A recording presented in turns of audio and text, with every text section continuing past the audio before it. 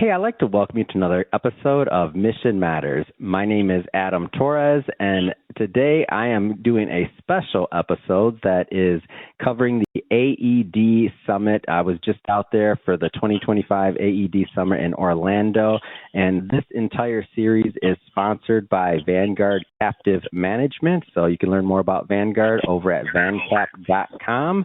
And today, my guest is Ed Wallace. Ed is the Managing Director over at Achieve Next. Ed, welcome to the show. Great to be here, Adam. How's it going? Oh, man, I'm telling you, I'm doing great. I'm in Vegas right now recording this one. I'm looking at the Bellagio. I've been out here all week. Last week, as I just mentioned, I was in Orlando for the AED conference and our summit, and it was my first time going. First off, did you make it out there? Did you have a chance to attend? I was speaking at the summit what was I there Friday? I gave a talk on Friday. I've been working with the AED for about 10 years. Wonderful organization, great people, Ryan McGuire, Liz McCabe, just super friends of mine. Now, give me a little bit of context here, and just to be upfront and clear. So one of the things that I do here at Mission Matters, especially for our new listeners, I know you already have had a chance to see what we do, Ed, which is why you came on the show. But for our new listeners, one of the things that makes Mission Matters unique is we travel the country. I travel with my team. We cover different conferences. We cover different niches. And this particular niche, talking about the AED Summit, was proposed to me by Vanguard Captive Management, and they're in the heavy equipment space. And as soon as I kind of saw like some of the people, I saw the content, I saw like the industry as a whole, I just got fascinated with it. And I'm like, I'm learning. So I'm definitely in the learner position here and learning more about the industry, learning more about how it works. And so it was really a privilege to go to the conference. But for you, you've been around this much longer. What do you think makes the AED Summit and the people around it and the people that are involved, what makes it so special? It was just, I go to a lot of conferences. I mean, literally hundreds. I'll do 50 conferences minimum this year, and this thing just stuck out to me. What makes it so sticky? Well, you've got great leadership at AED. I mentioned Brian and Liz and the rest of their team. But what's interesting about AED and their membership is it's a conglomeration of gigantic manufacturers, right? Mm-hmm. Like Komatsu and Caterpillar, John Deere. In fact, we work with some of them in our business. Business owners who are just the neatest people. Mm-hmm. You might have a John Deere dealer who's been doing it. If he's the third or she's the third generation running a John Deere dealership in, say, Tennessee. And then you've got the service providers who provide software and all the other things, data and all the other things that these businesses need. So you've got a combination of big manufacturing, entrepreneurs who are very successful people and just the greatest human beings. And then you've got all the support that goes with that. So I think that's what makes AED and that association really unique. And I work with a lot of associations, and they are at the top of the list. Wow, that's amazing. And one of the things I want to drill in there, because I want to make sure I understand this right, because I got that vibe and I feel it, is that you're talking about, like, especially for the dealers and some of these businesses, sometimes there's multiple generations involved. Some of these are, large businesses, mid-size, different sizes. But I did get that feeling, like it was like generational for some. Am I off on that? No, it's very generational. In fact, I'm starting to see like the third generation.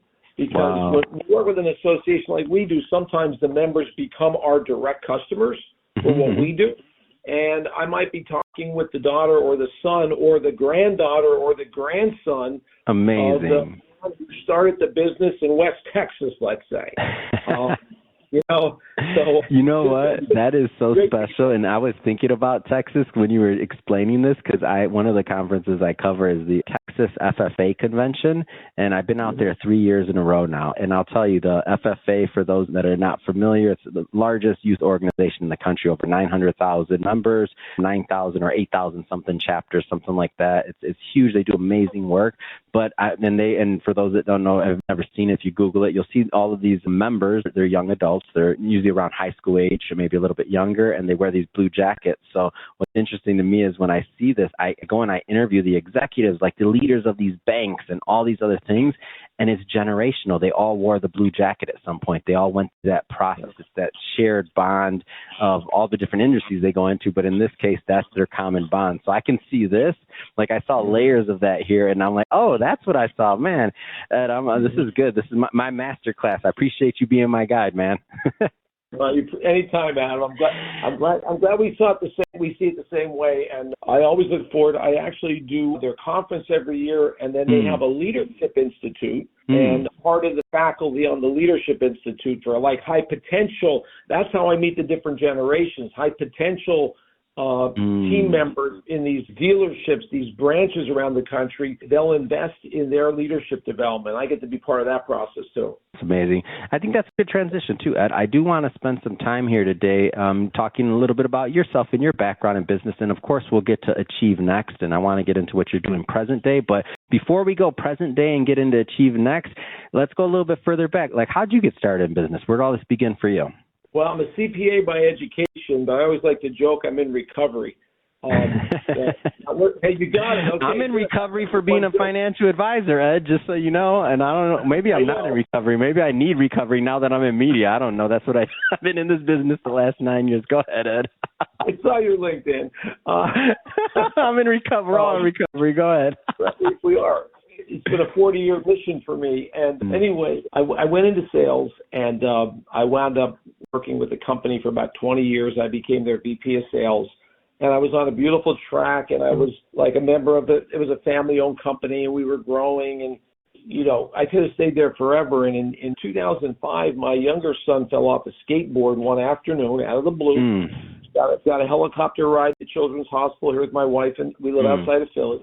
And he's fine now. He's outside my office. He's on my sales team here.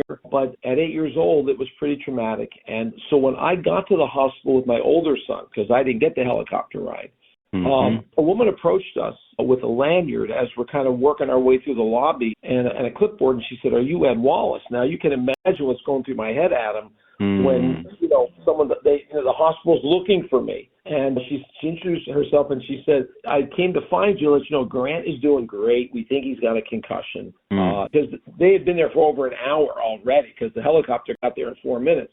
"And I want to bring you to where we bring our helicopter families." And the minute those words came out of her mouth, I was thinking, wow, what great intentions. And I had this clarity of they didn't have to do that.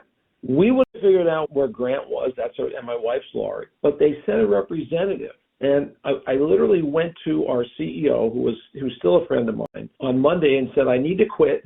I want to go out and change the world." And he said, slow down, you're emotional.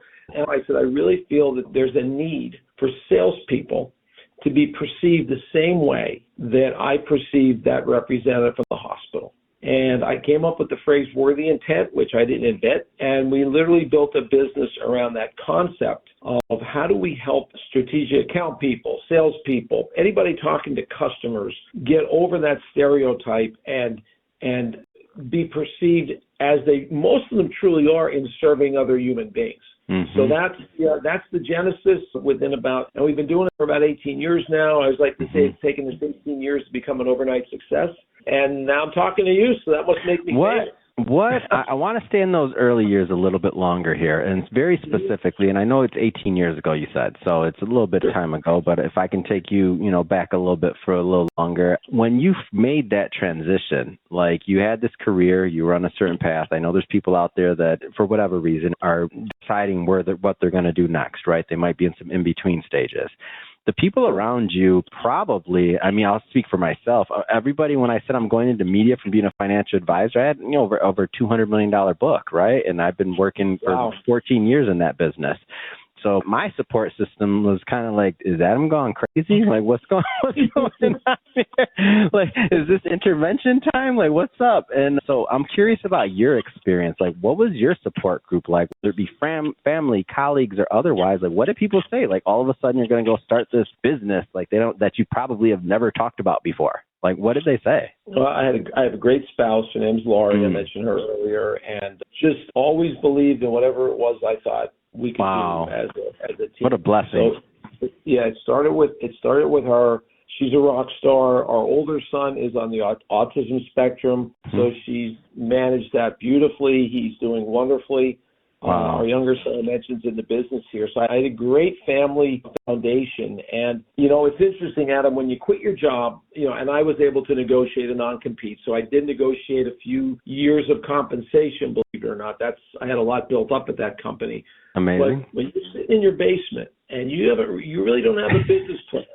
That's what I'm thinking about that first week when you're out there you get that moment where you're like, I jumped off the cliff. That's what I call it. Go ahead. I did. And I'm sitting there saying, man, I had it so good. I had it so comfortable. And I could have just done that another 15, 20 years and checked the box. But you know what? The first thing that struck me was, okay, people are credible when they write books. So I set out to write a book, and now I've written 4. And each one has taken us to a different level of company. So our largest customers are John Deere, Dow Chemical now. I was talking to Rotary clubs in 2006, and with, hoping some business guy might say, hey, can you come and coach my sales team? So, you have to have this blind faith, and as your bank account goes down, that faith has to get stronger. and finally, by the 3rd book, Dow Chemical got a hold of it, and it almost was like everything just started going positively. Man. Speaking engagements, training, people start looking at you. Plus, we picked a platform, business relationships, that nobody wanted to touch. No one was doing anything. Everybody was doing Miller Hyman sales training, solution selling. And I have to give a lot of credit to Mike Bosworth. Mike Bosworth wrote Solution Selling. He was an early mentor of mine, an incredible success.